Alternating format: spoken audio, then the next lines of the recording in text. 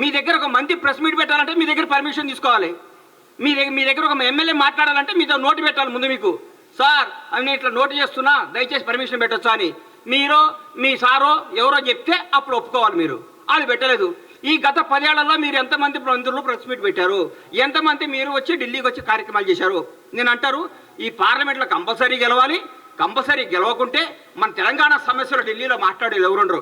ఈ 10 ఏళ్ళు ఎవరున్నారు సార్ అధికారంలోకి? మీరు ఎంతమంది ఎన్నిసార్లు మీరు ప్రధానమంత్రి గెలిచారు సార్? ఎన్నిసార్లు కేంద్ర మంత్రులు గెలిచారు సార్? ఎన్నిసార్లు తెలంగాణకు రావాల్సిన హామీల గురించి మాట్లాడుకున్నారు సార్? మీరు 30 రోజుల్లో మా ముఖ్యమంత్రి గారు, మా మంత్రులు ప్రతి ఒక్క సమస్యని ప్రధానమంత్రి గారి దృష్టికి, హోంమంత్రి గారి దృష్టికి, ప్రతి మంత్రి దగ్గరికి పోయి సార్ మా పరిస్థితి మాకు ఇది రావాలి, మాకు ఇంతమంది ఐఏఎస్లు కావాలి, మాకు ఇది కనీసం తెలంగాణ ఆత్మగౌరవం చిన్నమైన జనవరి 26 నాడు చెట్టకాననే పెట్టించారు సార్ మీరు.